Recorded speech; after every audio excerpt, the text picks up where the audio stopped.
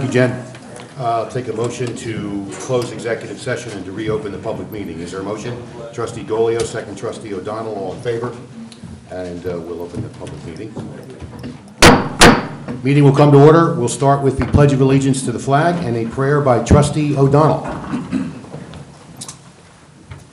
I pledge of allegiance to the flag of the United States of America and to the republic for which it stands, one nation, under God, indivisible, with liberty and justice for all.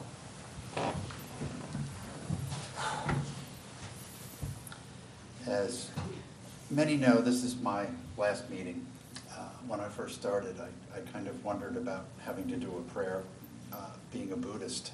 And so I sat and meditated this morning thinking about what to pray for tonight. And I thought it was very important to talk about the fact that there's 7 members on the Board of Trustees, including the mayor, and we don't necessarily always agree, but we spend the time to understand each other's position, to come to a compromise, to come to what is the best decision. And the one thing that is always true for all the folks up here is the absolute most important thing is that we do what's right for all the residents of Dobbs Ferry.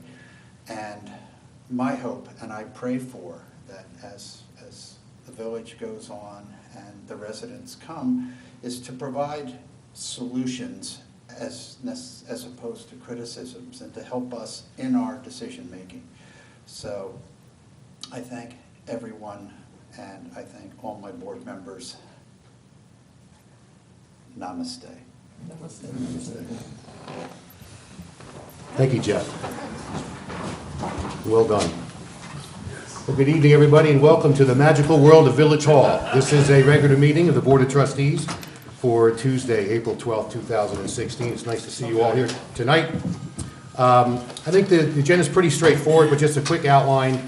We're going to have a couple of, we're going to have a ceremonial oath tonight, which is great. We're going to have another presentation following that, special presentation, and then we will get to the public hearing for the tentative budget. So we will open the public hearing on the tentative budget.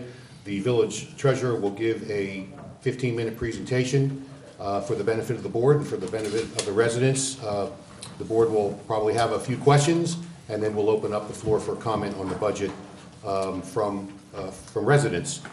We'll then go to courtesy of the floor. So if you've got anything else that's on your mind or you want to address the board that's not related to the budget, that would be the time to do it. Please come to the mic when you're recognized and state your name and address, and please keep your comments to 3 minutes. We really appreciate that.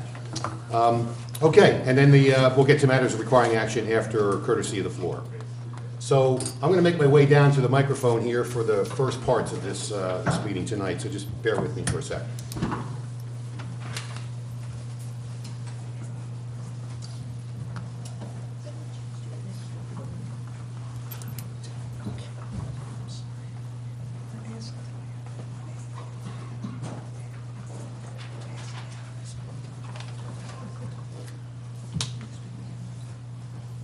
A couple of weeks ago,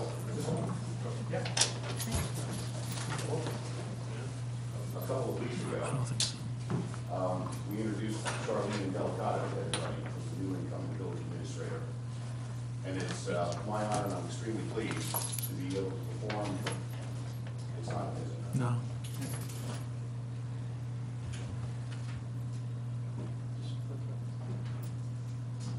Test. There you go. A few weeks ago, we introduced Charlene Delicato to everybody as our new incoming village administrator.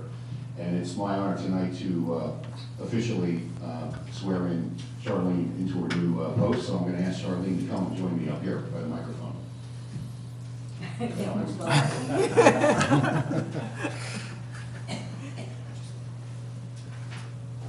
Charlene, if you'll raise your right hand, please. Charlene, do you solemnly swear to support the Constitution of the United States and the Constitution of the State of New York, and to carry out the duties of village administrator of of Dobbs Ferry to the best of your ability. Welcome aboard. Thank you.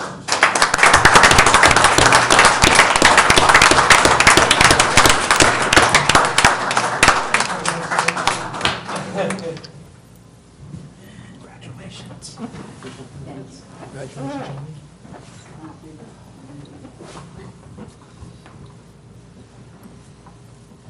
I guess she wants to say a few words.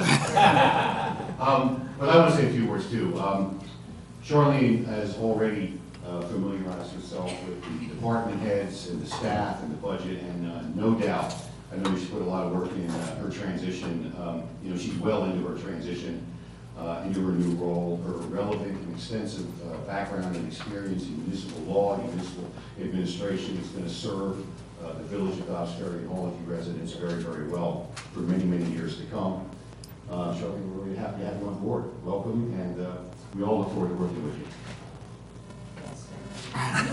This is going to be very few words because we have a really chock-full agenda and obviously the budget. But this is my second day of my second week. And I think I hit the ground running only because I had the help from the chief, who was the interim village administrator, and you're very lucky to have her, and also the department heads. I mean, everybody has been very, very welcome and opening and helpful. And even had meetings with Bob McLaughlin for the finance committee. You know, everybody has been right there, ready to meet and ready to work. And that's what we've been doing. So I thank you. I look forward to working with all of you, to meeting with all of you, and to continuing the good work of the trustees. Thank you.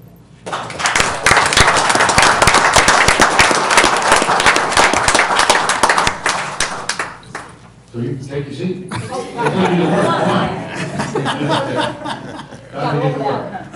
Thank you, Charlene, and I too want to say a big thank you to Betsy Gilardi, who performed so confidently in her role as interim village manager administrator for many months, and who did such a great job as making the transition to the new administrator. It's never easy, but it's certainly going to be a lot more productive. So thank you very much, Betsy.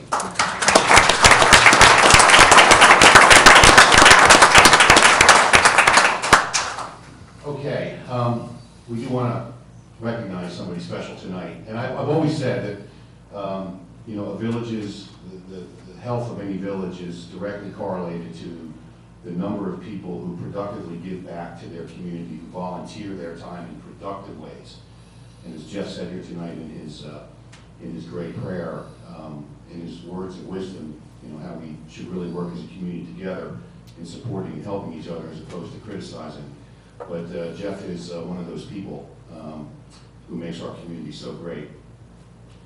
I'm going to ask Jeff to come down here to join me, but tonight is Jeff's last Board of Trustee meeting. He's moving away, and we're very, very sorry to see him go.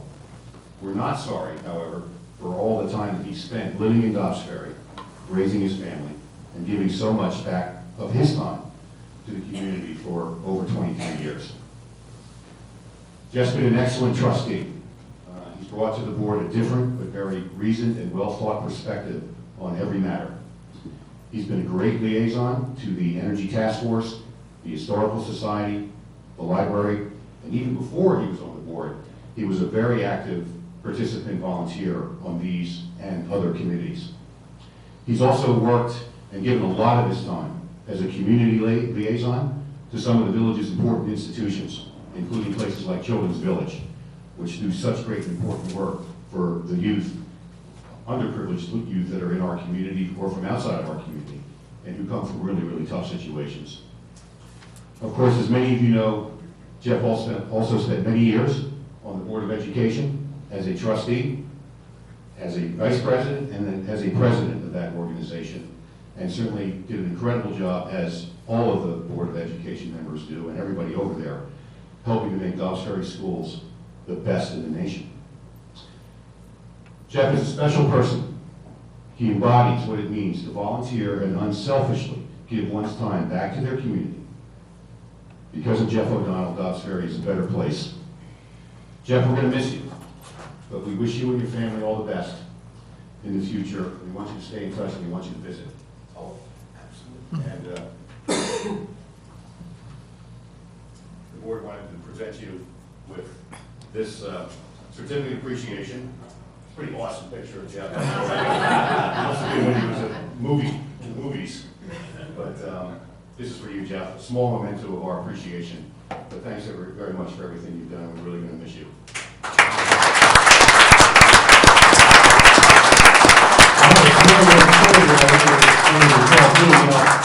One of the things when you work on boards or any boards is you get to work with people in the community. You get to really know people well. And I'm really so glad I've gotten to know Jeff really well. But it was funny, a couple of months ago we were having a conversation on the phone, and somehow got around to sort of, well, where are you from? Where'd you grow up? Well, I grew up Pennsylvania, outside of Philadelphia. Really? So did I. Where'd you go? Out on the main line. It was way out on the main line. Really? God. Yeah, so did I. Yeah, it was a town. It was just kind of like Dobbs Ferry. It had train tracks running through it. There was a couple of busy streets that we didn't like, and yeah, really, so did I. Where'd you go to? Yeah, a place called Berwyn. That's where I grew up too. I was going to high school. That's where I went to school. So we grew up in the exact same town. We didn't even know it. But I'm really glad I had a chance to know you better here working on the board. I know you want to say a few words too, Jeff. So I'll get off.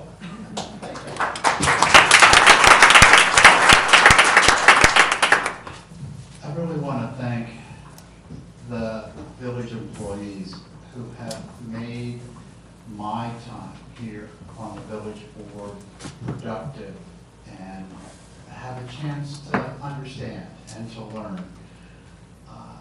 We have one of the most amazing village clerks who is just incredible, and I don't think she really gets enough credit, so I'd really like to thank Liz a lot.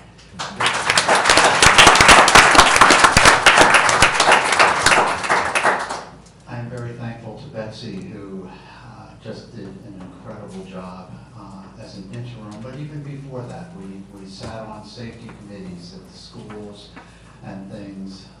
She is a treasure to have, so many thanks, Betsy. To Gary, who answers all my crazy questions, like when can I put a mattress out so that DPW can pick it up and all that. Many thanks to Matt, who really has helped when we had all these crazy questions about how the park could be, should there be an infield, should there not be an infield, and all the interesting rec issues that have come across. So I thank Matt a lot too. I thank Ed for helping in terms of understanding this whole building stuff. It's really complex and very hard to understand, and he puts it in a way that I can understand. And Bob McLaughlin also is another person who, from a money standpoint, has really helped in terms of understanding. So many thanks to you. And I have one other person kind of hiding back there in the corner, who I replaced kind of on the Board of Trustees, Mr. Kenigsberg. So he was incredibly helpful in helping me understand what it was like to be a trustee and understanding the life of a trustee. It's a lot different than you think. We don't just sit up here for 2-3 hours, 2 Tuesdays a month. There's a tremendous amount of work that goes on. So I have tremendous respect from the current Board of Trustees, and I think that the residents should spend time to understand everything that we do. And again, I'll repeat, I think it's really important for all of us to work together to make this village a better place. Thank you very much.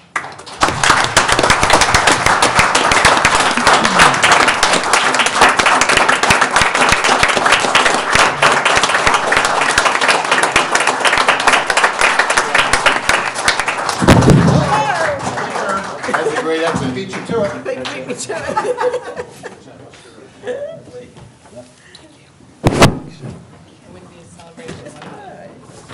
You guys all right? Just a little wet. Here's some paper towels.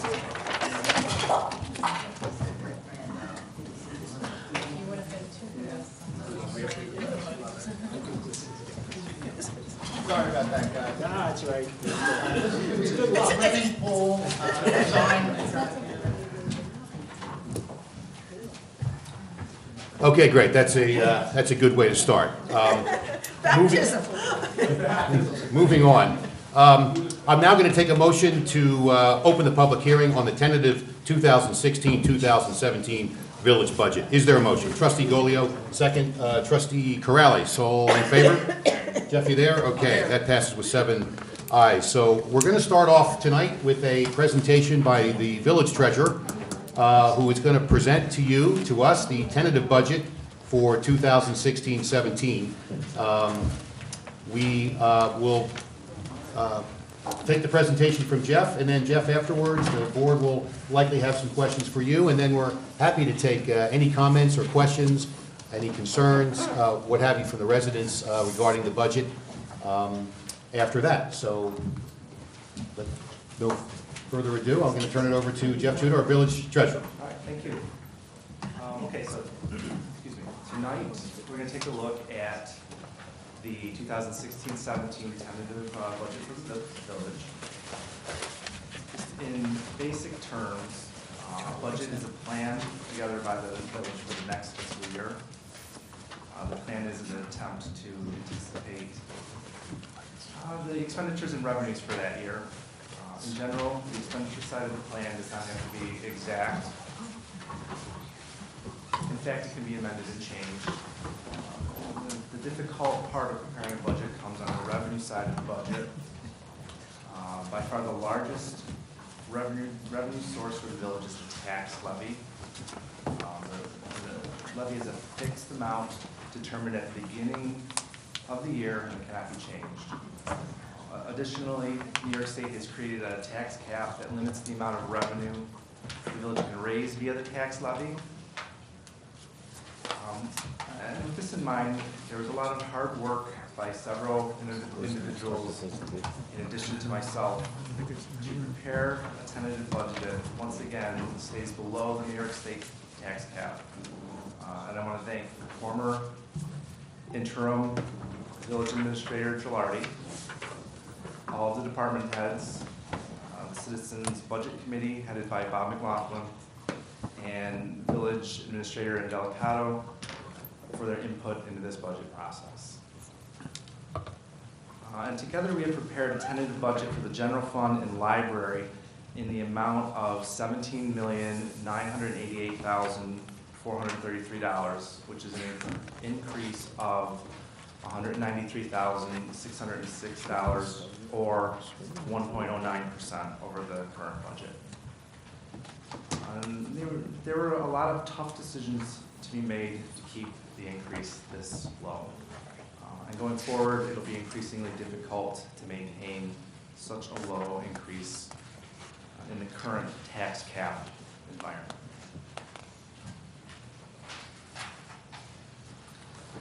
As you may be aware, New York State has implemented tax cap legislation, which has limited the village's ability to increase the tax levy for the past several years.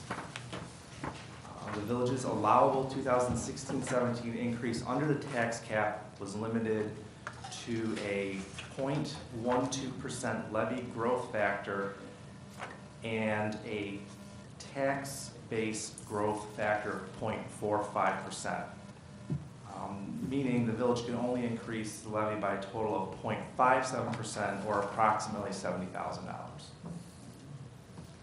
And the village trustees could have overridden this cap, but have elected to work within the confines of the cap to ensure refund checks from New York State for our residents. This has resulted in a tentative tax rate of $241.36 for 2016-17, which is an increase of 0.18% over 2015-16.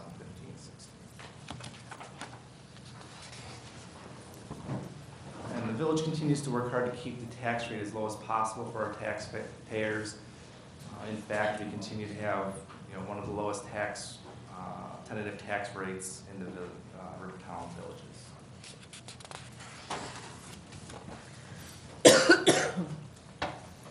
The proposed 2016-17 tax levy is $12,402,037, continuing the trend of increasing levies that goes back several years. And as you can see, the tax growth has been slowed over the past few years by the state's tax cap legislation. While this trend has been beneficial for village taxpayers, it is starting to put pressure on the village's ability to provide necessary services. For the next couple of years, we will continue to look at revenue. I think we need to go a slide forward here. Or, no. Thank you. Over the next couple of years, we will continue to look at revenue sources other than the levy to balance the budget. The next couple of slides continue to show the beneficial effect that the state's tax cap legislation has had for village taxpayers. However, the village provides many costly but important services such as police, fire, road maintenance, and garbage pickup that have built-in cost increases well above the 0.57% allowed by the tax cap.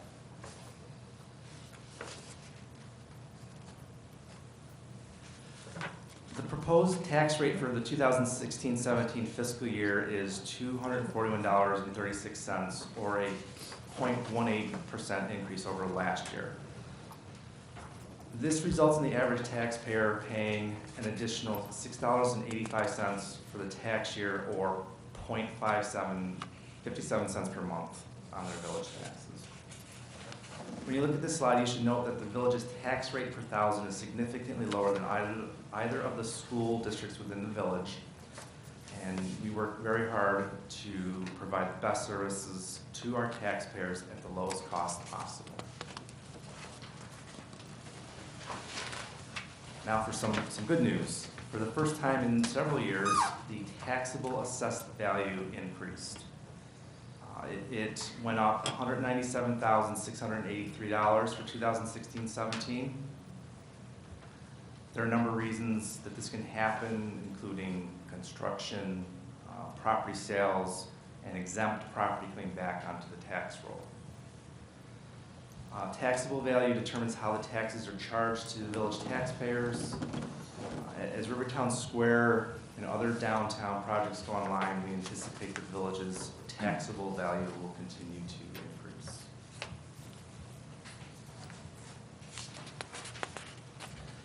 General fund expenditures increased again this year. And the following are major increases are reflected in this tentative budget. Personal services make up the majority of the expenditures of the government, such as the village.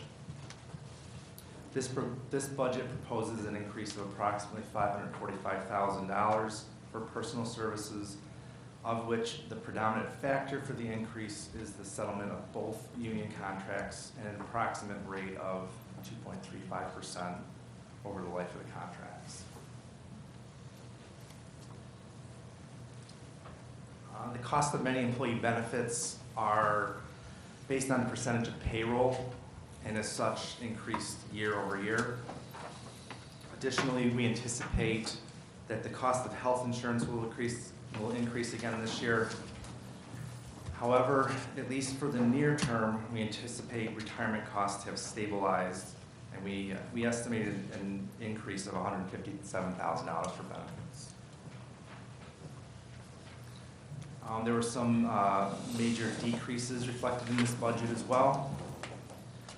In preparing this budget, we analyzed equipment purchases and have decided that we should purchase major equipment through the capital fund or via other sources, such as the use of capital reserves as needed. Additionally, we plan to continue to use our 5-year capital plan to assess village facilities and equipment and make facilities improvements or purchase equipment on a priority basis. The department heads have reviewed every line item this year as in the past, but we were able to reduce contractual purchases by $191,000. Contractual services are all purchases that are not personnel costs, equipment costs, or debt payments. And based on the village's debt service schedules, principal and interest costs decreased $33,000.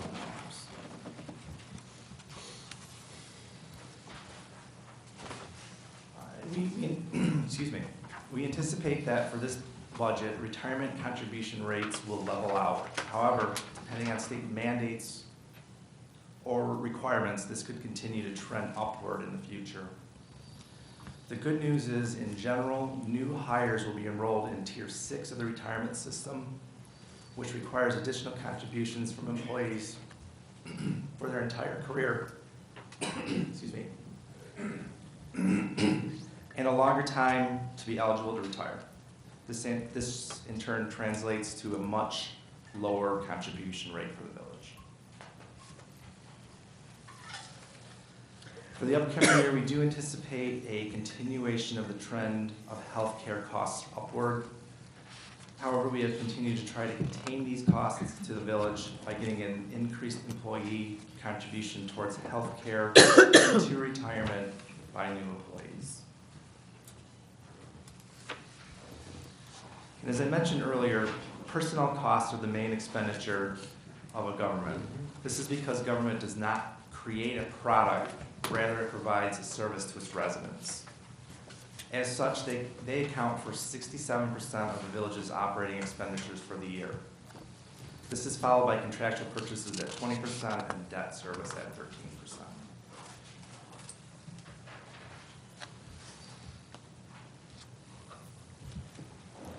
This slide shows the breakout of expenditures by function.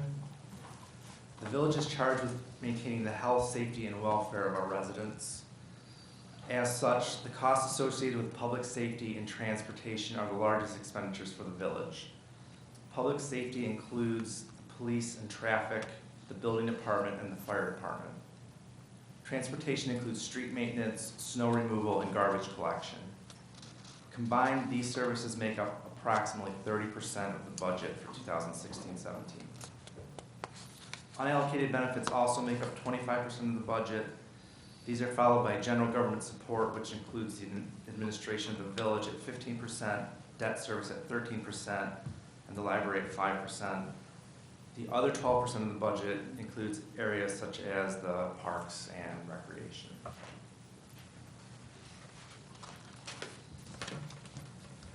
The largest portion of public safety expenditures, 81%, is spent on the police department. Again, as I mentioned earlier, personnel costs are the majority of the police budget, as they provide a service to keep the village safe for village residents. And those personal services account for 96% of the police budget. So we will now take a look at revenues other than the tax levy. We reviewed actual revenues received for the past 5 years and conservatively adjusted several of the village's revenue sources for the 2016-17 budget. These adjustments reflect the current economic environment and could change in the future. Additionally, we conservatively budgeted increases in parking, permit fees, and parking meter collection to reflect approved or requested fee increases. Sales tax proceeds from Westchester County account for the majority of the major revenues other than the tax levy. We have estimated them to be approximately $1.5 million next year. We estimate that parking fees and building permits will account for approximately another $1 million.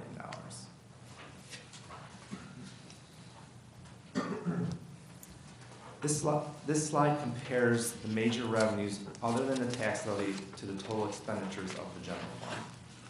As you can see, this has remained flat for several years at approximately 17%. Going forward, we will continue to review the major revenues in an effort to increase this percentage and help offset the tax levy. Comparing revenues to expenditures for the past several years reveals that expenditures have been trending either higher or the same as revenues. This is a trend that we need to continue to work on, and as I mentioned on the previous slide, we are continuing to review revenues in an effort to increase the non-levy income.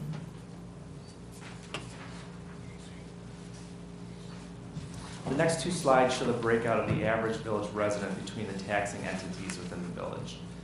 Note that the schools take the majority of taxes at 67%, followed by the village at 20%. Please remember that the village provides many important services to the residents, including a police department, a fire department, street and building maintenance, garbage collection, beautiful parks, recreation programs, and a library. We work hard to try to present the lowest budgets possible in an effort to seek the highest level of service for the residents of Dobbs Ferry at the lowest possible cost. And then the next couple of slides show how the general fund's fund balance has been trending for the past 15 years. We will continue to work hard to keep the unreserved fund balance within the board policy of 10 to 15% of the prior year's budgeted expenditures. At the close of the 2014-15 fiscal year, we were at 10%. And we feel that this budget will allow us to stay within the parameters of the policy. However, there are future concerns that we must continue to keep an eye on. These include the need to continue reviewing village expenditures and revenues, and we intend to provide the highest level of service to the residents of Dobbs Ferry at the best possible cost. Lastly, we will continue to review the use of one-time revenues, including the transfer from debt service fund and the use of a high appropriated fund balance to balance the budget. Thank you. Any questions? Thank you, Jeff. And obviously, you guys were totally coordinated in flipping the slides, and I should have shown up. Great job, Liz. You had it nailed. And thank you for being so well prepared. Thank you very much for that. I think we may have some questions here, but if I could just start. You touched on the fund balance policy and where we stand on that at the end there. So that's good news. We're within the policy, recognizing that it's nice to be able to give money back to taxpayers as much as we can, but Correct. we still need to have that cushion. So that Correct. we're staying within the policy basically under this budget. Yep. One of the first slides you had, the personal services showing how much that had increased. And it's a fairly large number, 500 and some odd $1,000, and there were some benefits with that. And I think, just to make that clear, that's not because we gave everybody a bunch of big raises this year. We caught up under both union contracts, 2.5, 3 years with the PBA, and 1.5 years with the Teamsters, and we went 1 year ahead on that. So in doing that, and obviously there were some benefit costs along there as you catch up. So that was multiple years of catching up, which would have happened anyway year on year. Correct. But you know, we were prudent in our negotiations, and we really at the end of the day thank both of the unions for working with the village, because we did get some very positive things out of that long term, as you pointed out, in the benefits where they're playing new hires anyway, a higher percentage of the premium into retirement, which is huge. Yep. That's where that line is going to really start flattening out and coming lower over the coming years. So that's great for the future. But I want to just be clear on that, so that it doesn't look like that this is a 1 year jump. Right. It was interesting to see your slide on the taxable assessment, assessed valuations going up. And that's a story that we've been talking about here since 2010. And I know some of the redevelopment projects are controversial and they're emotional, but I think we set out to take a balanced approach. We said we were going to do it, we did it, and it's having direct benefits that we're seeing on that assessed valuation. That's a positive thing. So great, thanks very much, Jeff. Good work, and good work to all the department heads who worked so hard, and the budget committee, and Betsy and Charlene there, all contributing very, very nicely. Very good, thank you. Mayor, one comment on that. I mean, the assessed value went up, but that's net of all we had a bunch of tax certs that brought us way down. So, I mean, to grow that number was really good, you know, because everybody, you know, a lot of people filed tax certs, and that brought our assessed values down quite a bit. So despite that, we were still able to increase the overall total assessed value. So I just wanted to point that out. Yeah, and I think I'm not sure what the exact number was for last year, but it was close to $300,000 in tax certs that we had to manage through. So, yeah, good point. Any other questions or comments, Annalisa? I just want to say that was very helpful, thank you. And I also just want to thank everybody who's worked so hard on the budget this year. We're in great shape, thanks to the efforts of everyone. I just wondered if you could talk a little bit about separately what what we're doing to look at capital improvements over the long term. Sure. You know, we have a lot of assets in the village and Sure. facilities that may need improvement. Right, so we have a 5-year plan that is prepared by each department. So, you know, they assess their areas and they request, or they prepare a capital plan for, you know, 5 years out.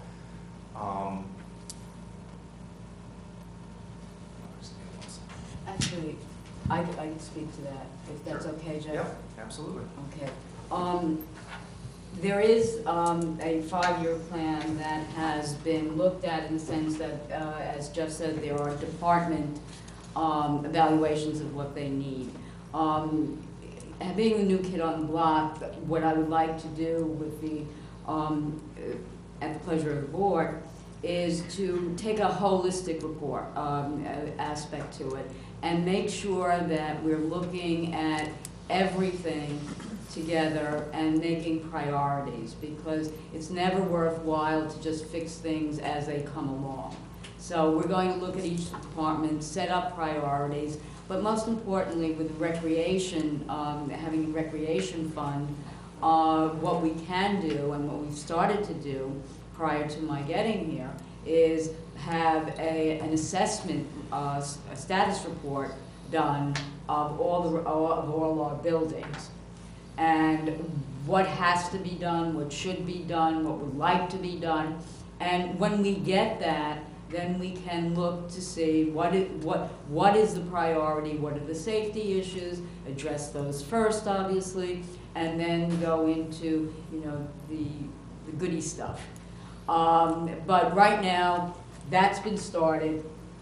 The report will come. I don't know how long the report will take, and that's something I will look at in my full second week of employment, and then get back to the board as to where we're at with it. But it seems to me, just on a look-see, that there is a nice piece of change in the recreation fund, and there is a lot of work to be done on the public buildings, and it is good to know that there is a fund that we can take from to do so, and we should do it as soon as possible.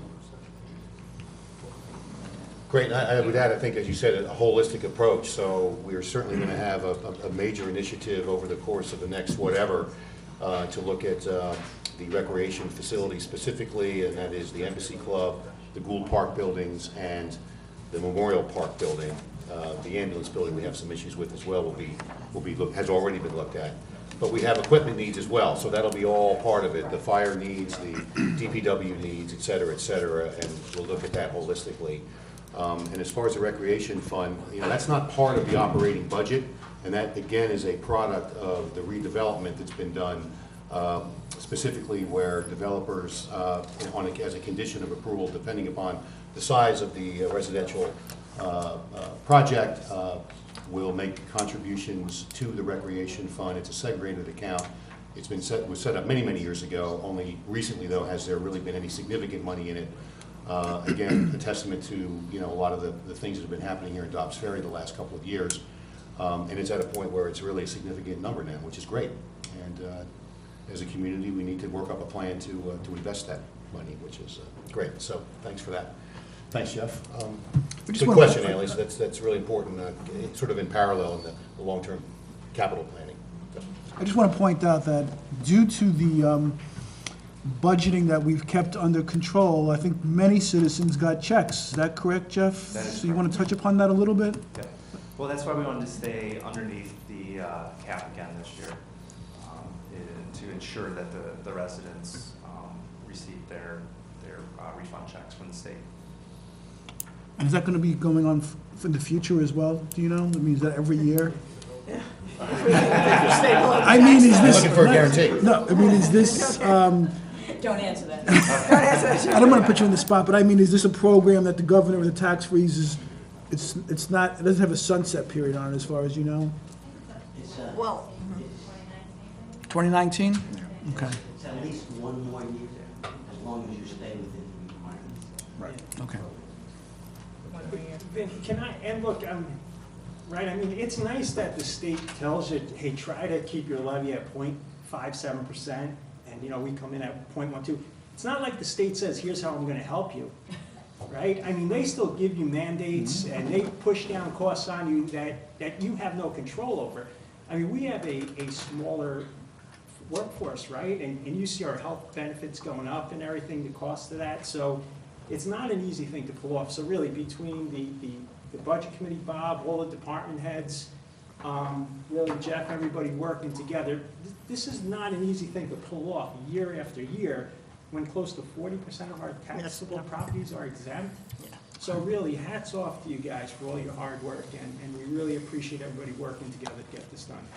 Yeah, I'd just like to say, you know, to all the department heads, and obviously Jeff and Charlene, welcome once again, and Bob McLaughlin with the Budget Committee. You know, Bob, you've kept a great eye, you know, since I've been on board, you know, on what's going on the village budget and, you know, capital plans and different things that we can do to help mitigate the things that we face. So, you know, really great job to everybody. Betsy? I'd like to also point out that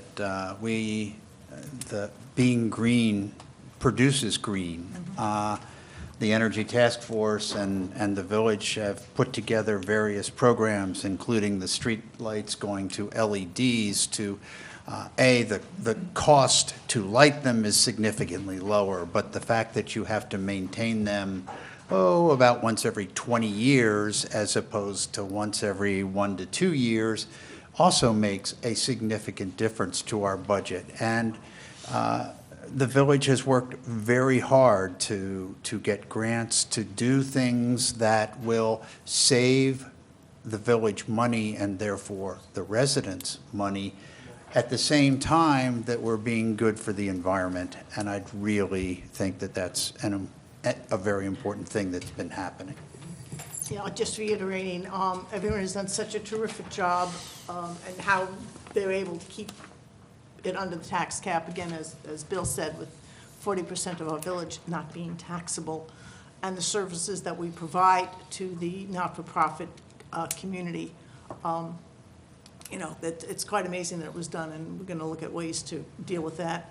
I also just want to also thank the village residents who pay these taxes. You know, so thank you. We have a choice. Great, thanks, everybody. Okay, we'll open it up to the floor. If anybody cares to address the board or the treasurer, ask any questions, any concerns, any ideas, opinions, anything at all related to the budget. Yes, sir. If you'll again just state your name and address for the record, and speak into the mic, and you can limit it to 3 minutes, that'd be great.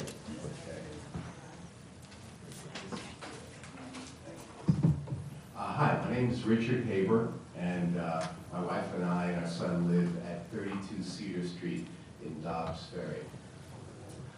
I'm here tonight to ask for the board's support in putting together a feasibility study to determine the feasibility of burying the utility lines on Main Street and Cedar Street. Thank you. Excuse me. I'm actually not- Richard, so you're not here, this public hearing is for the purpose of discussing the budget. Could I ask you to defer until we get through that? We'll close the hearing, and then we'll do courtesy of the floor. No, because we want you to have the proper time too, okay? Don't worry about it. No, it's fine. Anybody want to talk about the budget specifically? Yes, Paula? How soon we figure. Gone but not forgotten. Paula Danbaugh, President of the Library Board. I'd like to take this opportunity, I do need my paper, sorry, I cannot speak off the top of my head, to talk to you about a wonderful situation that's presented itself to us at this time. We've all reaped the wonderful benefits of a terrific library director over the last 19 years. Jeff Alton was recently retired. And we're now in a situation where we can look at the positioning of the library in our community and focus at how we are perceived. We're embarking on a new stage for the Dobbs Ferry Public Library, and at this point in our community, we are looking to grow and attract people as our village is growing and attracting people. We have a number of new developments, my mouth is dry, new developments which will bring in new consumers, people of all ages who are looking to utilize our community, part of our community, which is absolutely free. We are at a crossroads and are looking to stay on par with other communities. Otherwise, we might find ourselves losing out to our neighboring villages who have recently brought on new directors with inspiring new visions. While it is true we all want to share, we want to be able to share as well. And in order to do that, we need to offer our director all that he or she is entitled to. That is why we as trustees are so thrilled at this once-in-a-generation opportunity for our community. People moving to Dobbs Ferry are concerned with several things for their families: schools, places of worship, ability and access to services, shopping, and absolutely the library. When we built our beautiful library a decade or so ago, we had a great vision. We've only attained part of it, and we now have a chance to achieve even more. Our community is diverse. All of our residents deserve access to high quality and relevant information, resources, training, and programming. We need a vibrant, exciting place with everything up to par. We're not asking for an increase in our previous director's salary, but for a salary that is competitive with library directors in our neighboring villages. Although we understand that there are cuts taking place across the board, we need to have some flexibility in negotiating the salary. And this area should not be one of them if we want the vision for the library which we all seek. We must ensure that we are moving in the right direction and growing to meet the expectations of all of our residents. We ask that the village continue to champion for their residents by continuing to allocate the necessary funds for our new director. Thank you. Thank you, Paul. Thank you, Paul. I have a few other members of our board here that would like to speak. Absolutely, sure.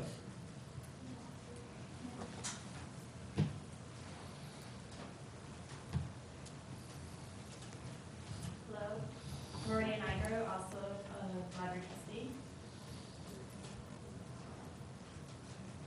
Sure, hi, Eric Lindsay, newest library trustee and homeowner All right. as of November. And I'm Rebecca Pitts, resident and library trustee. So while Paula spoke a little bit about the fiscal situation of the library, I wanted to talk a little bit, just for a moment, about the role of the library within the community here at Dobbs. The library, as Paula mentioned, is in a period of transition, much like the village itself. Our longtime director of 19 years retired, which really presents us with the opportunity to bring on a new leader with a new vision and new ideas and an innovative approach to our library services in the community.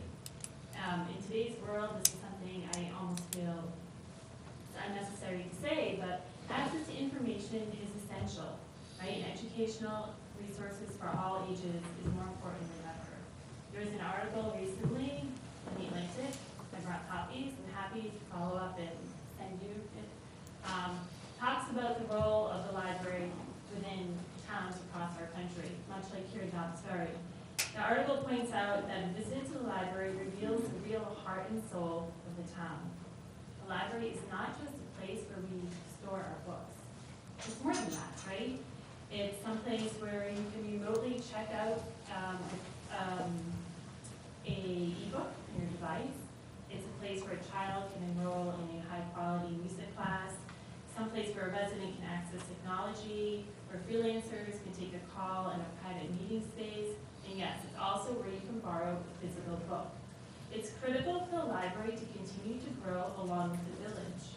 As we gain new residents, we need to be able to anticipate their needs and fulfill them. And I'll say personally, I was just at the library, well, today, but also a week or so ago. I was chatting with a woman who was visiting Virginia. She was here with her 3 school-age children.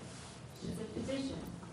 Her husband is a surgeon who started a new job at Sloan Kettering, and they're here visiting Dobbs Ferry, visiting the library to decide where they want to move. And I said, what other communities are you looking at?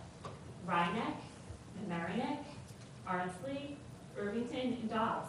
And if these are the people we want to attract to our community and our lovely buildings, and as we grow, we need to continue to offer them a vibrant library service. We don't want to be the village left behind with out-of-date library services.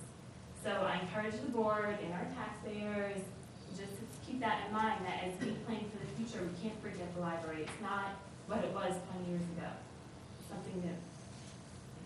Thanks. Great. So I have this, and I want to share it with you because I will email it to the board. Yeah, Eric, if you, well, you can do that too. That works. Yeah, this works, yes. So I'm a new member, I was actually nominated by the Big Hand Suspenders and others. And one of the things you mentioned was that we are the only library that is not ranked out of all the village libraries. And I want to win.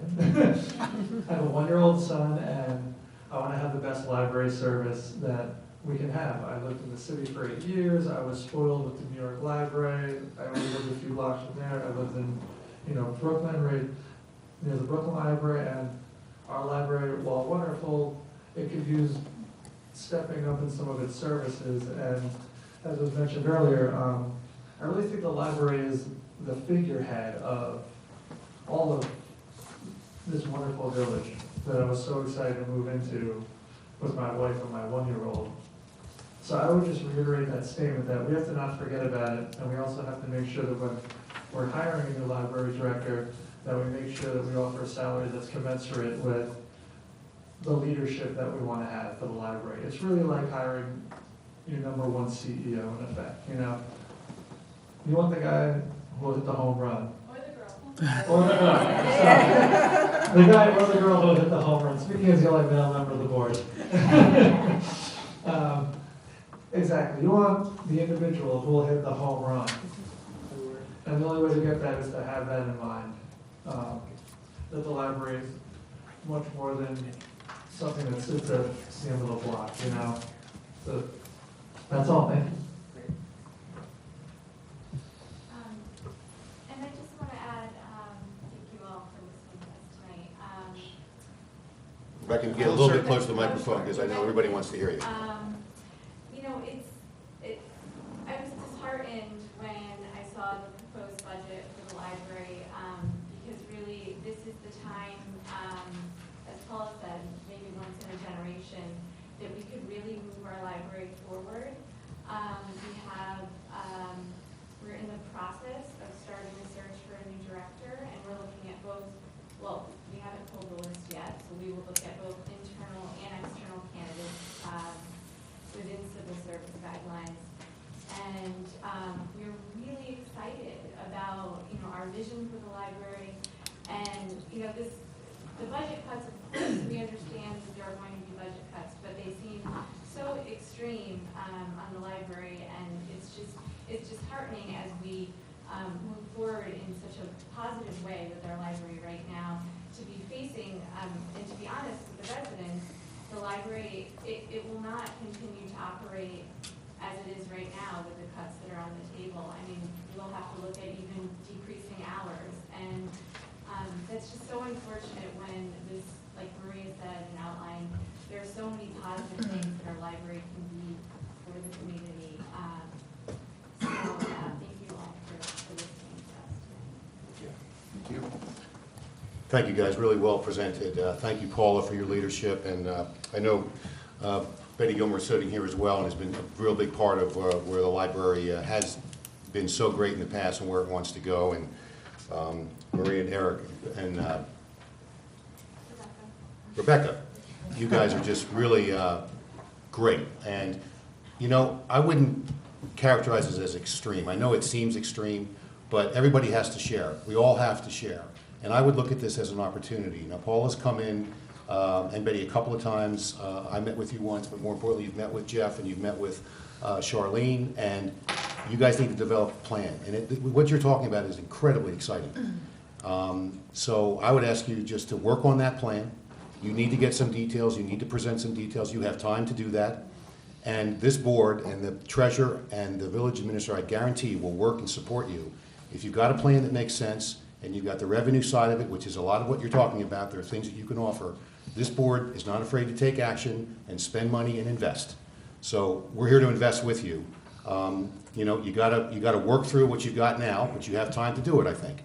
And so the challenge is for you guys to come up with that. And we'll give you everything you can to support it. So we're really excited about all the possibilities that library can be. So thank you for everything that you do, and we'll get through this, and I think you'll get what you want at the end of the day. We've got to work on that plan. So thank you very much. Anybody else care to address the board? I'm just going to sneak one thing in and to thank Ned for filling in when Jeff has retired, and he's been a long time member of the staff of the library and helped from a technology standpoint to do a lot of the things that have happened. So thanks also to you, Ned. Thank you, thanks. Yes, Mike?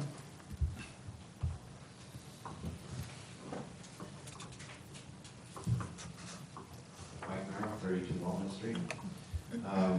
Back to one of the topics you already started discussing. Would you be able to publish the budget for the reservation of parkland trust funds? It accounts for a substantial amount of the village's funds, that it should be relevant for people to be able to see how and when the monies are generated and what they're used for, just like any other part of the budget. To the extent that you have plans for investing those funds in new facilities, it could even give us something to look forward to.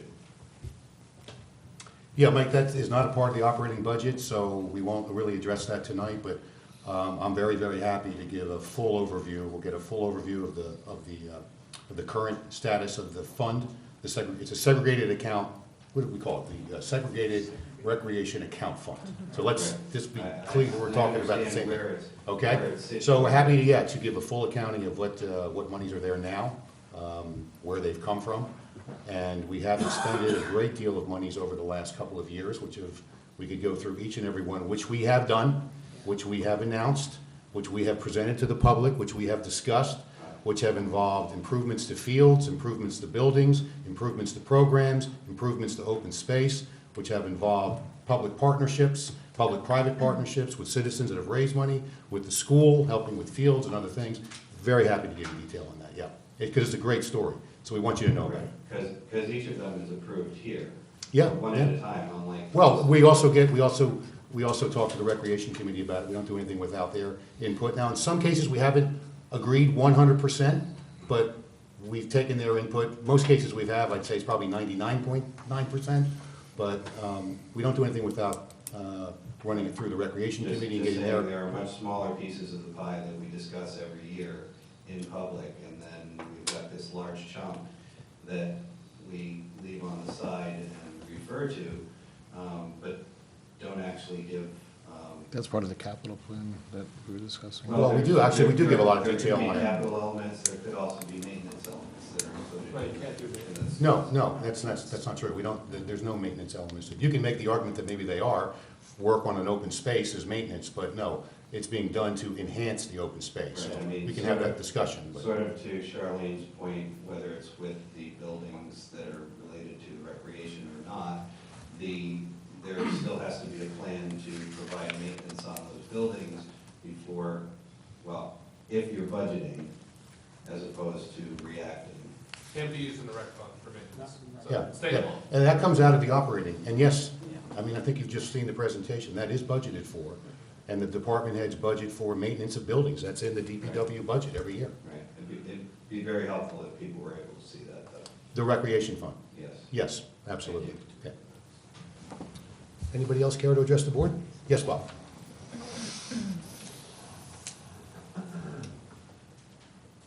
Jeff, excellent presentation. We're really, Jeff has done a great job in the short time he's been here, a year, and he's really picked up very well, come up with some great ideas, and was able to help pull everything together for this year in very good results. So thank you, Jeff. Jeff O'Donnell, thank you very much. Not just for mentioning my name, but although I like that too. Everything that you've done for the village, I mean, and what you said tonight was really getting people to work together for the good of the village. And you're a fine example of that, not just here on the board, but on the school board and many other areas of the village. So thank you to you, and I wish you all the best in your in your journey. Charlene, welcome to the village. I thank you for your help recently. I had the opportunity to visit with Charlene on a few occasions already. I'm extremely impressed with her knowledge, her grasp of the issues, and her ideas for solutions to problems. So we look forward to working with you in the future. I'd be remiss if I didn't mention Chief Gilardi, who really, over the last year, has held down the fort in the village, and he's done a terrific job taking care of two, areas. Is not the easiest thing in the world, and she did a terrific job. But the big thing is the teamwork. Jeff mentioned that, and the teamwork that went into that is, and I know I mention this every year, and people may get tired of hearing this. We're one of the only villages I know that is transparent and allows us, the citizens, to have a budget committee and review it openly. And I thank Vic and the mayor for showing up to our meetings and actually discussing things that are laid on the table in detail. I mean, there are sometimes we disagree with the mayor and deputy mayor in this case, but they listen to us, they give us reasons why they don't think it's, it should be implemented, or support us if it should be implemented. So, and Jeff did a great job with Chief Gilardi in working with all the managers and their efforts too to hold down course. I know when you look at this presentation, we're going to have our challenges, in the future. We're not going to have her in town square every year to help us out. The trend is there on expenses, and we need to continue to look at our revenues and do what we can to increase them where we can, and of course continue to hold down expenses. So it's really a team effort, and I think everybody deserves it, including the volunteers in the village. We have a lot of volunteers on a lot of committees. In fact, if anybody's listening, we continue to need volunteers. We have a nominating committee that's meeting tomorrow night. So if you're interested in serving on any committee, please feel free to contact us at any time. I love the library. I love everything. I'm one of the biggest users of the library. And I offer, as I was in on some of the meetings on the budget, basically that budget was what it's operating under right now. And that's with our former director gone and an interim director there now. So, and I do offer our assistance from the budget committee's point of view. We've already talked about some revenue generating ideas. I think we're excited about the vision plan and what your vision is, and I'm glad that the mayor did address that tonight. So thank you all. Thanks, Bob. Anybody else care to address about the budget? Yes, Patty? As always, I am in awe of what you guys are able to pull off. It's a tremendous amount of hard work. I still don't know how you are doing this. I mean, you're new, but this is just a really great job. I suspect that you must have been over at that magic shop. I can't understand how we're continuing to stay under the cap. It's really, really challenging, as Bill pointed out. The state says, you gotta do this, and we're gonna give you these checks if we do it. But by the way, we're gonna increase this cost to you, and we're not gonna help you out with it. So it's amazing that you guys are pulling this off. Bob is the hero of this village. I think you have done an amazing job with this, and the transparency, I think we should attribute a lot of that to Bob, because he gets the word out, he gets people talking about things, and the fact that we can have those conversations openly, I think, is really what helps us out a lot. My concern is I don't see how this can continue indefinitely. We're going to need to find other ways of doing things. Sometimes they're small. The chamber is back in action. They're stepping up to things. I've had conversations with Matt. We're looking where the chamber can take on some of those small responsibilities for things like the tree lighting festivities. Halloween, participate more in that. I think that's going to help in small ways, but it gets people involved. I think we've heard in recent meetings concerns that people have about our streets and the safety on our streets. And I think that's going to mean we're going to be spending some money at some point. And we need, best way for doing that. And I think that's why I'm so excited that Charlotte Lean's here, because you look at her resume, you realize she knows how to deal with how you get those grants and those funds, because, you know, we're not gonna be able to convert some of these streets to safer streets with just raising taxes and paying for it. I think we need to continue building our tax base. I appreciate the people are shouting out about that. And I think we need to start, as the mayor, I remember your first year, you said one of your concerns is finding ways that we can look at the tax exempt properties and find out how they can become more engaged with our solutions for finances in our village. So I think we need to start really looking to that, because we have a lot of land, 40% of our village. I remember I saw a drawing that was done at one point that I showed, but it gets really daunting when you realize what 40% looks like. So great job so far. I think we'll just have to keep working harder in the future. Thank you. Yeah, great. Pat, I just want to address on the tax exempts, because that's a really good point. You know, we did take some action in creating the LDC, which has allowed the tax exempts, when they have tax exempt funding, to use that vehicle.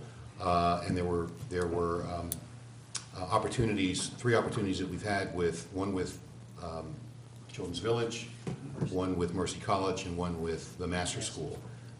Combined, that contributed about $300,000. So we did take action. And we are getting that, at least there's a vehicle that exists, and we can go to them and say, you know, rather than going outside to another LDC or however else they can get that tax funding, come through this entity, please. And they've all done that. So that's a good first step. But the next step is we've got to sit down, and this is something that I'd like to prioritize over the next few months, and with the support of the board, and it gets to your point, is to sit down with them, each of them, the large ones particularly, and talk more about direct contributions for whether it's a police officer, each of them contributing, but to have those discussions, and we're going to do that. So more to come on that, but that's sort of the next second step, because without that, yeah, this isn't sustainable. You know, he can go to the magic shop all he wants and everything else, and we can high-five each other, but it's going to end someday. And, you know, obviously people are coming out now against development. I mean, the pendulum has sort of reached the point where, no more. Well, you need to do more, but you may not get there now, because the attitude's changed a little bit. Fair enough, that happens. So, you know, cycles come and go, but if that does happen, if that happens, then some people better be out there willing to step up and be really creative about how you're gonna manage this. You know, we always talk about Dobbs Ferry being a small village. I do as much as anybody. It is a small village. You know, I mean, it's a small village, but there's one thing that's not small about this village, and that's what it costs to run it. Okay, so we try to balance it and everything else, but that's a very, very good point on the tax exempt. So more to come on that. Anybody else care to comment on the budget while we have the hearing open? Okay, great. Well, thank you very much for your comments. Thank you for the library board and your input there, and really looking forward to supporting you on that. And Jeff, great job. Excellent. Liz, coordinating the slideshow. Charlene and Betsy, thank you. And thank you to all the trustees for your questions, and thanks especially to the residents for your input, and thanks for paying your taxes on time. The next step is, at the next meeting, by law, we have to pass, the village board has to pass the budget by May 1st, is it, I think, by law?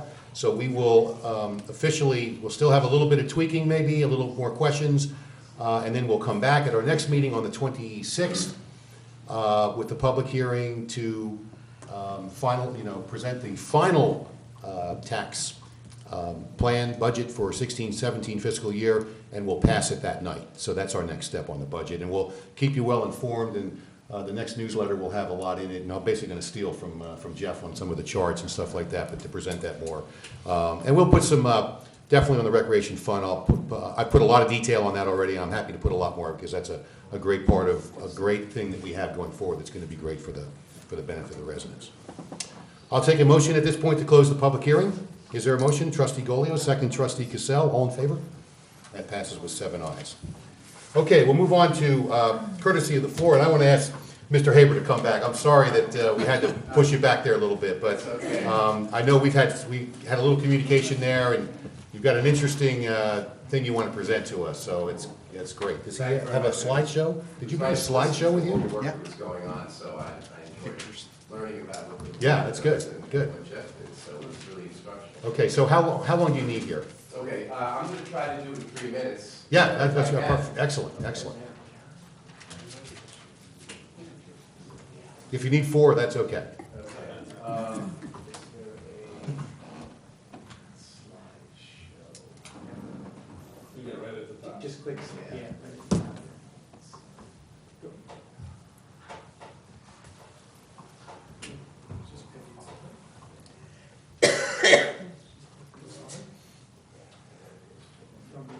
From beginning. There you go. Use the mic. Take it off. Okay. Thank you. Oh, okay. Should go and walk in the second round. Okay. So, as I was saying before, I'm here to try to engage the board on the necessity for dealing with these overhead utility wires. I call them an eyesore. Basically, I'm just going to run through the slides because I think the picture's worth 1,000 words. This is what you see when you enter town. You know, we've got the great architecture review board. We've got some really wonderful things happening, but this is what you see when you enter town.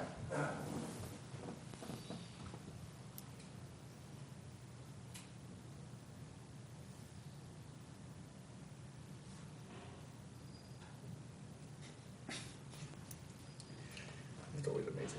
I know, it's an absolute mess.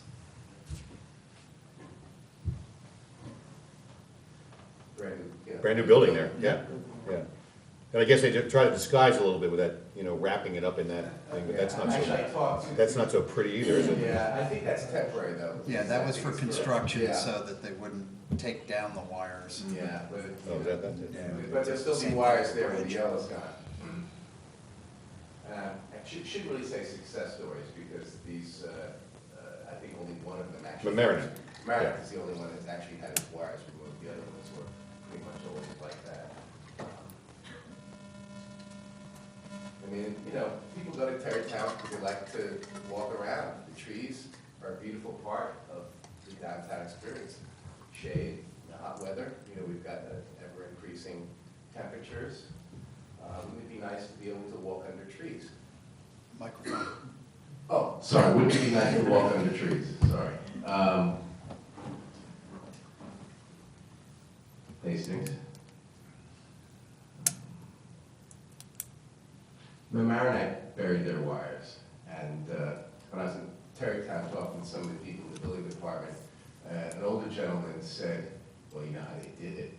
And I go, what? He goes, they narrowed the sidewalks, and they forced Con Ed to take out the poles because they narrowed the sidewalks. That's all, that's the only information I was able to get. So you're seeing some beautiful scenes here.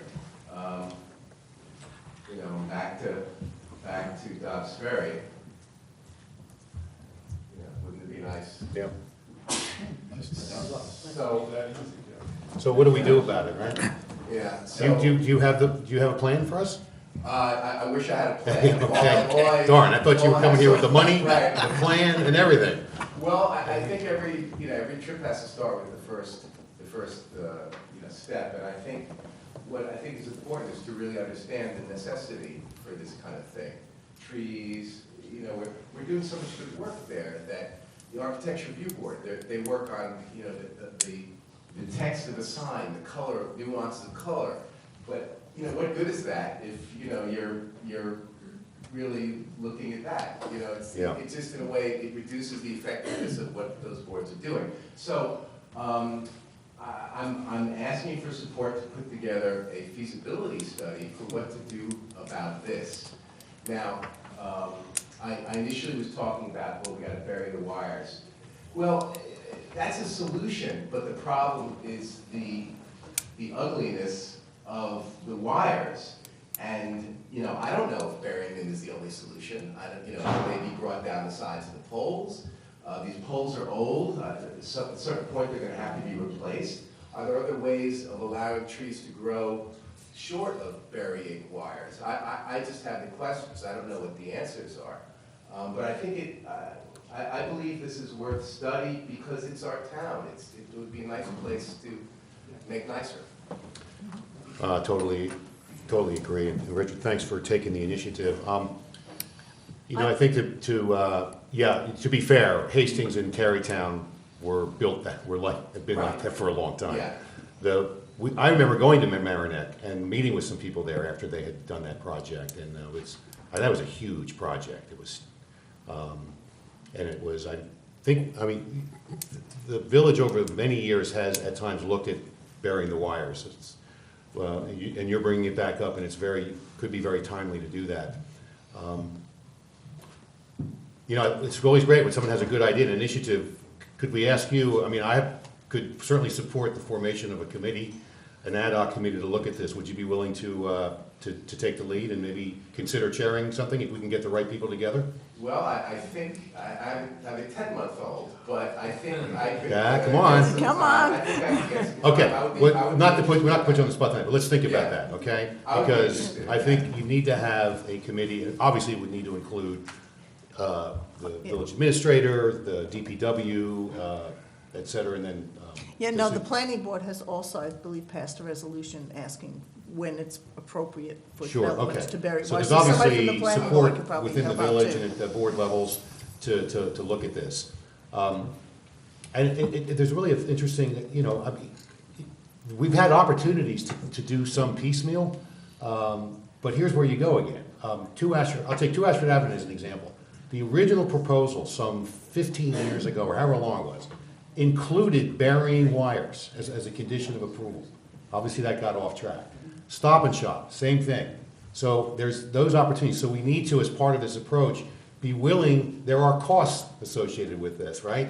And we need to be willing to keep an open mind that there are opportunities in order to do this. You got to keep growing. You're going to need some help to do it. But so there have been opportunities. I think there are big costs to doing this in Dobbs Ferry over the last 150 years. Gary, you can attest, there's a lot of things going underneath Cedar Avenue and Main Street that We don't want to know. we probably, so, but that's all gonna be part of it. So if you'd be willing to think about that, we'd certainly be, I think the board would be very supportive. We get the right department people to work with you, some folks from the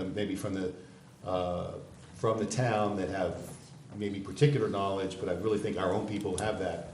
And let's study it, let's see what, as you said, there could be little things that we could do that really could make a difference. I'd be supportive of that. Okay, because so think about that. We'll get back to you. Global, it could be, bit by bit, sometimes things get done. Yeah. Yeah, I would And thanks for coming to the board in the way you have and presenting it this way. And, it seems like you're very realistic too about how these things sort of work. So love to have you participate. Well, also, Gary, I was talking to the phone on Gary about this, and he gave me a lot of information about what his challenges were to doing that. So Yeah, okay. He kind of put more realistic. But then we can communicate this back to the community as well over time. And Yeah. people can see that, I wish we could just bury them like that. What a difference it would make, right? Yeah, it would be amazing. Yeah, it really would be. Okay. Any other comments from the board at all for Mr. Haber? Actually, not for Mr. Haber, but if there are people who are watching this out there in TV land, if you are interested in becoming a part of an ad hoc committee to look at burying the wires, perhaps you should send an email to our new village administrator who could collect the names in terms of putting that together. Is that okay, Charlene? Trustee O'Donnell, that is fine.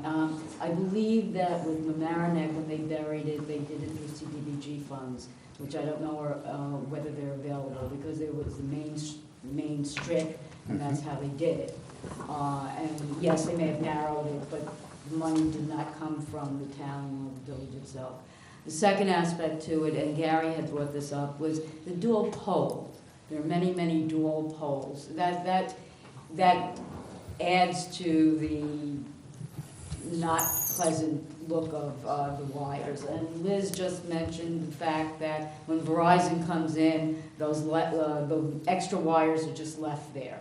So all of those are cleanup issues. One of the things that would be very helpful for any of those people out in TV land is to take a sort of a status report on where they are and have a committee that does that, goes around and checks it off. And this is where they have dual poles.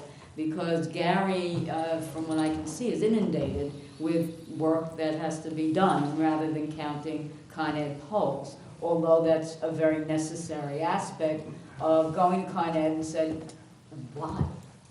So. Thank you. Thank you very much. Thanks for coming. Great. Anybody else care to address the board at all on anything? Okay, great. Well, thank you again. Wait a second. Right, I got one. Oh, Lee, okay. Yeah.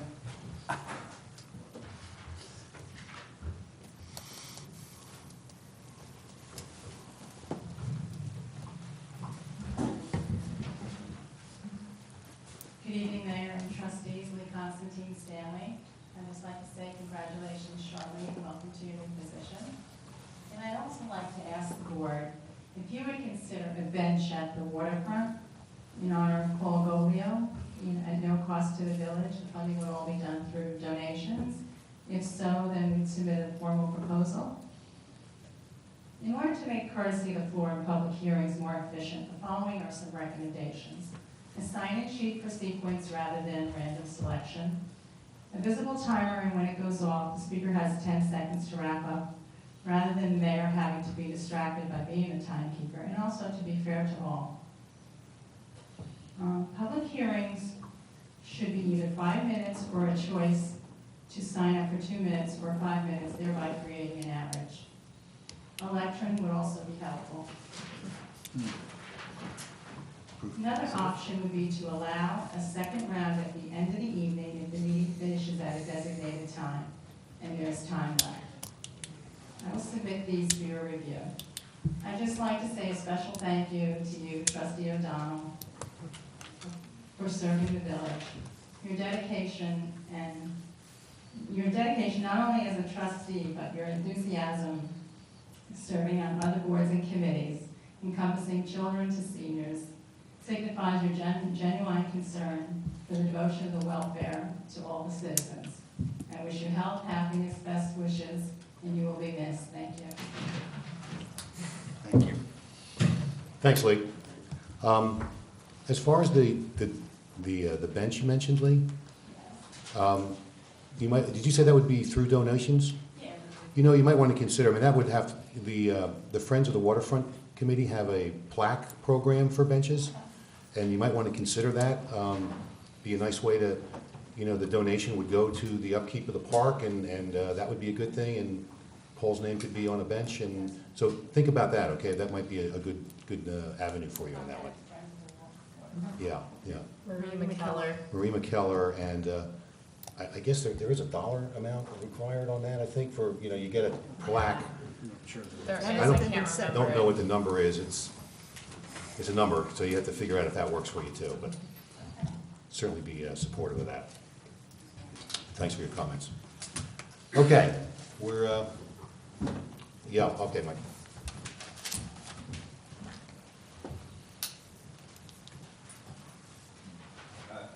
Mike Merrill, 32 Walnut Street. Bring up a slightly less pleasant issue. Last night at the AHRB, they found that 2 Ashford as built includes material deviations from the approved permitted plans. The deviations include the layout of the foundation, the heights of the various parts of the building, which are now 1 to 7.5 feet taller, key architectural and structural elements, and the overall visual massing that previous boards had worked so hard to mitigate. Patty stated that the village, specifically the mayor, the attorney, and the building department, told him that he could proceed with those changes without requiring. Oh, come on, Mike, will you stop it? Stop it. This is a lie. You know, you need to get out of your dark room. That chat room, that is a lie. You need to watch the AHRB meeting if you Mike, want to. I'm sorry, if you want to you just repeat it. continue to put out you do such a disservice to the Who- residents of this who community approved the by plans? putting out, Who approved the plans? the building department goes through that with them, okay? Who approved The the existing AHRB plans? approved the plans. The planning board had originally approved site plan. The board of trustees approved that, and then it goes to the building. Yes, we know Those what issues those right exist. now you're We talking know what about were those approved before the plans look AHRB, and they are dealing with it.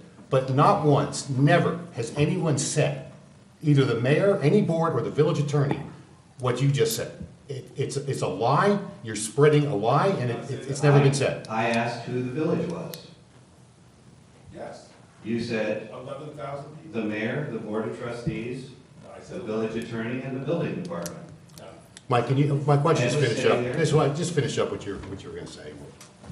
Well, that is the question. Okay. So that's not true. It's not true. Nobody authorized I those just, plans. did you just hear me? I said it's not true. Okay. Okay, so thank you for your So- comments. so the We're done. plans are- We're done, Mike. We're done. Anybody else want to address the board? There's another question. Who's responsible for the buildings being built according to the permitted? The building plans? department is taking a close look at that. The building department, as well as the new village administrator, will look at it very closely with the village attorney, determine what variations there are. Some of, I think, the things that you put out there, again, are not factual. And the AHRB is working with them on the architectural component. Well, I know, you always say what you hear, but you never check your facts. And you put a lot of things out there in that dark room, No, which actually, is the mostly facts are emotional, laid out and it on doesn't paper, have any on the basis plan. of fact or anything. It's just, wow, let's throw it out there and see what happens. Okay, so Mike, I do watch I it. think maybe- And I think that you have, you interpret it the way you want to interpret it. I do watch all the meetings, okay? But we let them do their job, and they will do their job on this, and we'll see where that ends up. Thank you for your comments. Anybody else care to address the board? Okay, we're gonna move on. Mike, please, can you have your seat? So Mike. he hasn't already applied. Betsy. We are gonna be looking closely, so I think that's fair to say. Okay, so it's reopened. That's not what I'm saying. But if there are deviations, Building it will be department will looked at. determine what the Okay. next actions, if any, need to Are be these taken. facts being reviewed? Or what? The facts, the actual plans? Yes. Yes, of course they are. Okay, and they're being compared? You were there, you see, the to ARTB the is looking permitted at. plans? Excuse me? And they are being compared to the permitted Yes, plans? of course they are. Okay, thank you. Very closely. Anybody else care to address the board?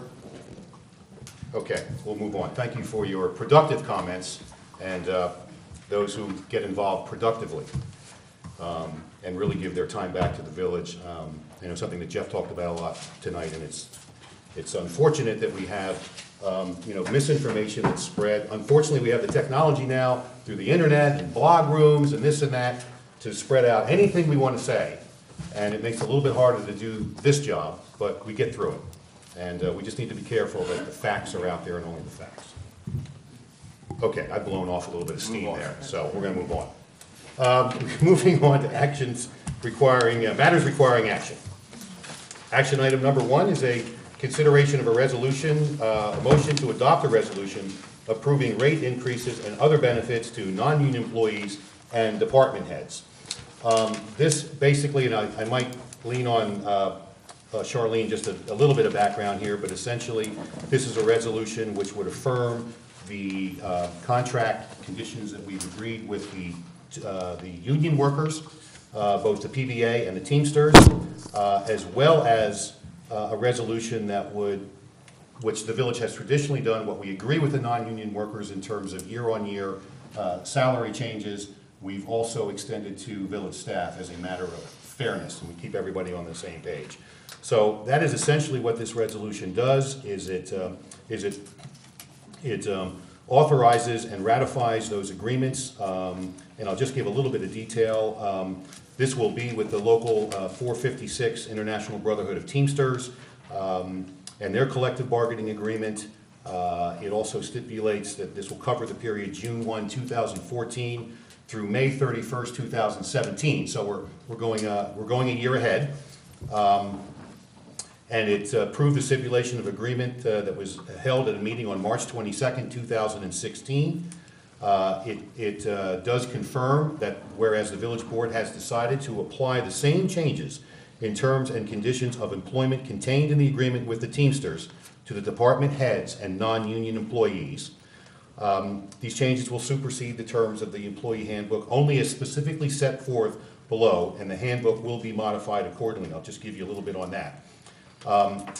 The resolution includes the percentage increases for fiscal year 2014, 15, and 16 at 2.25%.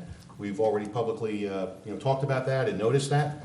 So that will be the year-on-year base salary increases for both union and non-union staff. Hospital medical insurance within the employee handbook will be amended, and it does outline very specifically what the contributions will be of active employees who were hired prior to August 31st, 2012, who are currently paying 2% of their annual base salary toward the cost of health insurance. Secondly, it also confirms that employees hired on or after September 1st, 2012, and before March 22nd, 2016, shall pay 10% of the annual premium for health insurance for the plan in which they are enrolled. So that was something that we did at the last union negotiations, was we got them up to 10%. And then what really will be added and new is employees hired on or after March 22nd, 2016, which coincides exactly with the date of the meeting where we ratified the contract, shall pay 15% of the annual premium for health insurance for the plan in which they are enrolled while they are actively employed and into retirement. So that's the big change that we got, which was really great to work with the union members to get that done, and really helps the long-term fiscal picture.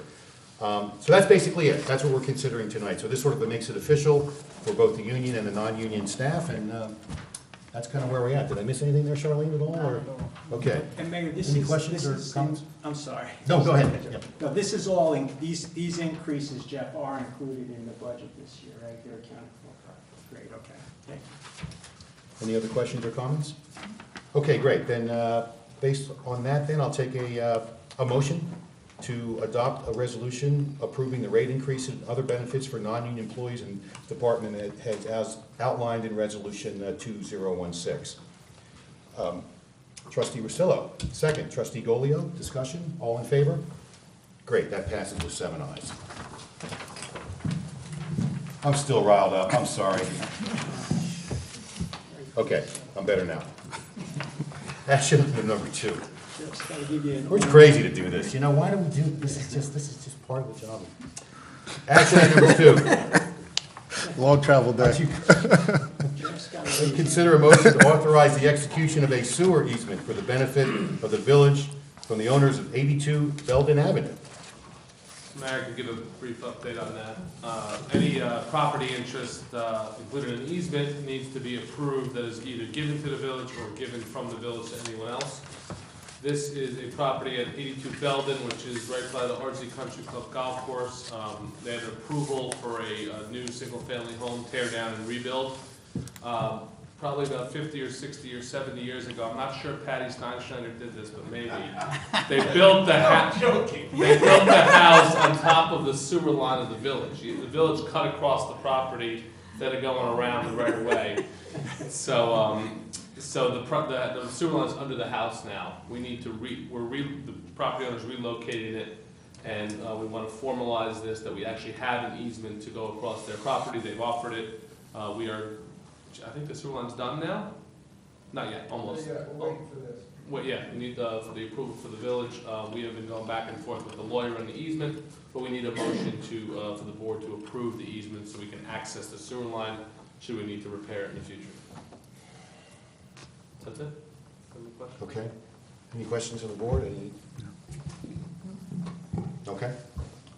Thanks for that. And so I'll take a motion to authorize the execution of a sewer easement for the benefit of the village from the owners of 82 Belden Avenue as outlined by the village attorney and as recommended by the DPW department. Is there a motion? Trustee Cassell, second. Trustee Flynn, discussion? All in favor? Is that 7 ayes? 7 ayes. Thank you. Thanks, Darius. Thanks, Gary. Action item number 3 is to consider motion to authorize Police Chief Betsy Gilardi to sign a renewal of the Track CS or Track S agreement with the Westchester County Department of Public Safety and the New York State Police. I think this is a thing that we do regularly every few years. Betsy, do you want to give us a little outline, or Charlene, are you prepared to do this, or No, should I'm Betsy not. maybe, just Betsy. real quick?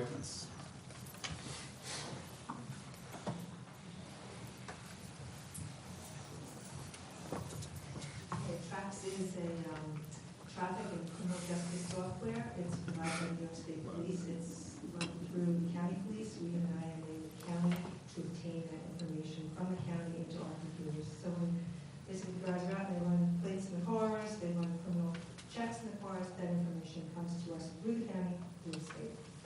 Simple. That's it. Yep.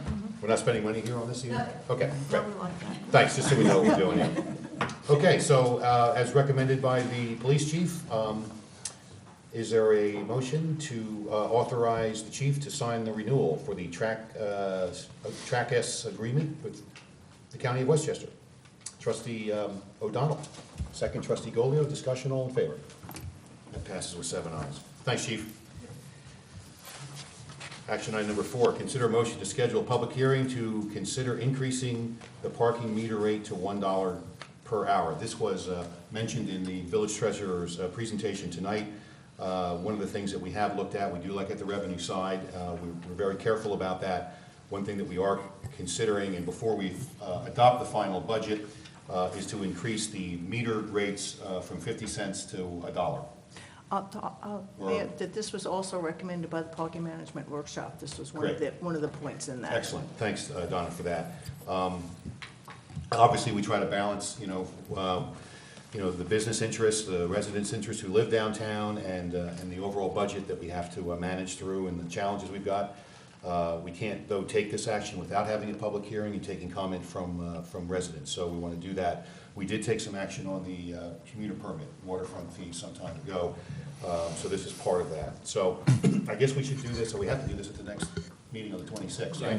We'll notice it, put in the paper, so everyone's aware. 26th. Yes. And just one note on that too, and Jeff, correct me if I'm wrong.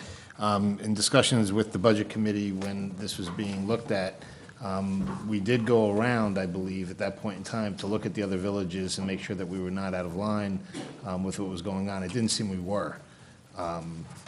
Maybe a little above some, a little below some, but it was still right in that same mix, if I remember correctly. That's correct. Okay, great. So I'll take a motion then to schedule a public hearing for Tuesday, April 26, 2016, at 7:30 p.m. At Village Hall in Dobbs Ferry for the purpose of considering increasing the parking meter rate to $1 per hour. Is there a motion?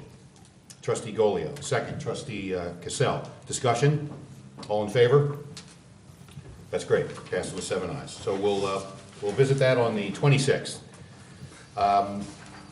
And the final matter requiring action is action number 5, to consider a request from the National Alliance on Mental Illness, NAMI, to place ribbons on trees in the village for the month of May in recognition of Mental Health Awareness Month. I'm pretty certain that we started doing this some time ago, a couple of years ago. I remember when the gentleman, don't think it was Sharon, but it was somebody else at that time who came before us, and we've been doing this ever since. So, anybody have an issue with this one at all? No, Okay, it's a great organization.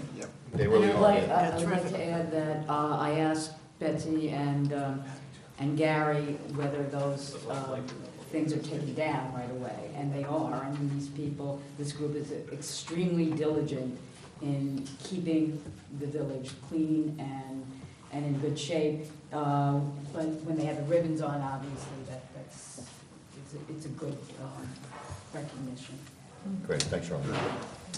Then I'll, that note, take a motion to approve the request from the National Alliance on Mental Illness to place ribbons on trees in the village for the month of May in recognition of Mental Health Awareness Month. Is there a motion?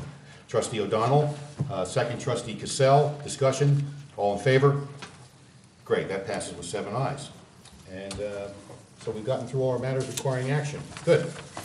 Okay, next business is to approve and adopt the minutes of a couple of meetings here. First is the February 23rd meeting, 2016. This is a meeting, regular meeting of the Board of Trustees. I don't know if everybody was, a couple of folks were absent. 3 of us were. I think, Vic, you were out. And I was out, and so was Jeff. So was Vinnie, and so was Bill. Yeah, so I had looked through this, I've looked through all these. This one looked fine to me. Does anyone have see any typos or issues or? Okay, then enough of us can vote on this tonight, just 4 of us can vote, but that's enough. I'll take a motion to adopt the minutes for the Tuesday regular meeting of the Board of Trustees for Tuesday, February 23rd, 2016, as presented. Trustee O'Donnell, second. Trustee Corrales, all in favor? And that passes with 4 ayes, 3 absent, so that's enough to pass. Action item, next one is for the minutes of March 22nd, 2016, also a regular meeting of the Board of Trustees. I think we were all here. Anybody have any issues or changes for that? Okay, looks clean. I didn't find anything either. Then I'll take a motion to adopt the minutes for the regular meeting of the Board of Trustees for March 22nd, 2016, as presented. Is there a motion? Trustee Rosillo, second. Trustee Golio, discussion, all in favor? Okay, that's done. And finally is the public workshop of the Board of Trustees in the Village of Dobbs Ferry for, this was March 29, 2016, and this was, again, a public workshop to go over and review the tentative budget, meeting with the village staff heads as well. This one's pretty simple. Don't see any issues there on this. I don't know if we were all there, but those who were there, please consider, I'll take a motion to adopt the minutes for the March 29 public workshop on the village tentative budget, 2016-17. Is there a motion? Trustee Corrales, great. Second, Trustee Cassell, discussion, all in favor, and 4. I have to abstain. You have to abstain, okay. Yep. One, two, No, we were absent. yeah, but okay, so we have 4. Okay, so we're going to adopt those minutes, great, that's all we need. And 2 absent and 1 abstaining. Okay. Moving on, correspondence and claims. One thing which the village treasurer has initiated a few months back is we have an audit approval process that we do on a monthly basis, which is essentially 2 to 3 trustees, 2 at a minimum, sit down and meet with the village treasurer at the end of each monthly period and go over and review the expenditures for that month. So we have that report in front of us tonight. Jeff, do you have any comments about what you guys discussed or reviewed? Or any? Yeah, no comments. There were really no questions, straightforward. Okay. Any comments from the trustees at all on this? No, I reviewed them, so they seemed all in order. Looks like they were in order? Great, and thanks, Vinnie. I know Bill is putting the time in for that as well, and myself. So this is great, and we'll do this every month going forward. So what do we need here? We need, I guess, I'll need a motion to accept the, this is audit number 1 for the fiscal calendar April 2016 as presented by the village treasurer. Is there a motion? Trustee Rosillo, second. Trustee Flynn, discussion, all in favor? Passes with 7 ayes. Thank you.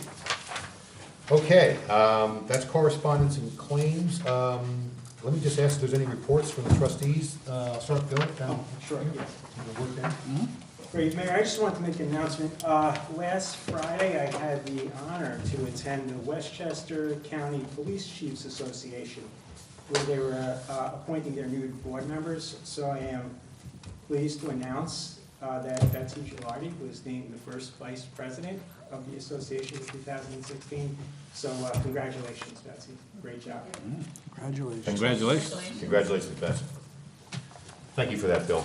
That's great. Donna? You're good? Jeff? I am excited to announce, as one of the core team members of Solarize Hastings Dobbs Ferry, that it was tremendously successful. It's been stated as the most successful campaign in Westchester, where there will be 85 new installations of solar panel on houses between Hastings and Dobbs Ferry, saving roughly 500 kilowatt minutes or whatever the heck they are, a significant amount of electricity that does not have to be generated. The sun will provide it for us.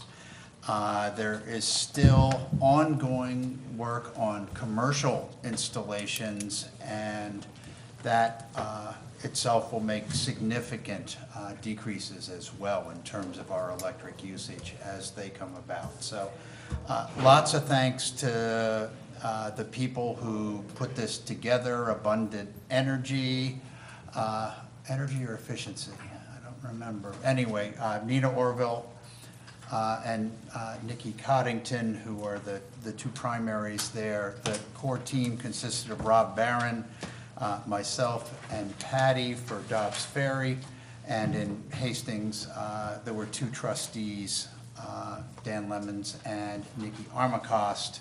So many thanks also to the building department who made this process possible by streamlining approvals. So thanks to them as well. And it's a great success, and it's a good comment on Dobbs Ferry as being a village that is really interested in doing the right thing from a green standpoint. That's great, Jeff, and thanks for all the work you did on that. That's a great story. Anna, Lisa. Yes, the Rec Commission met last night, and I just wanted to make a few announcements on behalf of the Recreation Department. Registration for summer camp is ongoing at the community center until camp begins or sessions fill. That's junior, senior, and teen camp. Our village provides this camp at a very affordable price, and it's a really great thing that we have the ability to conduct these camps in our village. Also, there's a pitch, hit, and run contest Sunday, April 24th. That's 1 p.m. to 3 p.m. at Gould Park. It'll be $5 per participant, and you have to bring a copy of your birth certificate. And then we have Community Cleanup Day on Sunday, May 1st. This is a great event. It's from noon till 1 p.m. at Gould Park, Waterfront Park, Memorial Park, and behind the middle school. And after the event, there will be pizza and water at the Embassy Community Center. And finally, pool registration begins on Monday, May 2nd at the Embassy Community Center during normal business hours. That's great, Elisa. Thanks very much for that. Thanks so much for all the time you're putting in with the Rec Commission, really getting involved there. It's really going to make a difference. Really, really excellent. Thanks for that. Vinny? Nothing. Good? Good? Okay, just a few things here to wrap up. Few other announcements. The Dobbs Ferry Youth Little League Parade is this Saturday, April 16th, beginning at 9 a.m. I think that's step off at 9 a.m. from the high school at the middle high school parking lot. And it will continue down Broadway, Cedar, Main to Memorial Park. It's a great event. It is the event that kicks off officially spring in Dobbs Ferry. Obviously, all the kids are out there, the parents, the volunteers. It's such a positive thing. And we have a band this year. No way. I don't know, we actually are now, we do not permit any parades in Dobbs Ferry unless you have a band. So, anyway, there was some work done to get a band. It's, I think, the Children's Village Little Kid Band or something. They're really meant to be great, and it'll be nice to have them kind of leading the way in a little bit of music. So please come on out, everybody, and if you live downtown along the streets, and Mara, come on, you bring your crowd up along the streets, and or you may be marching, I don't know, but get everybody down there to line the streets and cheer the kids on, and it'll be a great day. The American Legion Flea Market is this Sunday, April 17th from 9 a.m. to 3 p.m. at the waterfront parking lot. Parking for the event is free. And we have passed that resolution, I think, already. I hope sometime fast we did. And this is a great way to help support American Legion Post 1048, who really represent our greatest generation. So thanks for that. Thanks everybody for your input tonight. And well, Jeff, we've come to the end. I think we have. So thank you again for all your contributions, everything you've done for Dobbs Ferry. We'll never forget you. We want to see you. Keep in touch. I'll be around, don't worry. And I'm only moving 10 miles up. I'm going to give you the honor of closing the meeting any way you want, man. So, the meeting is officially closed.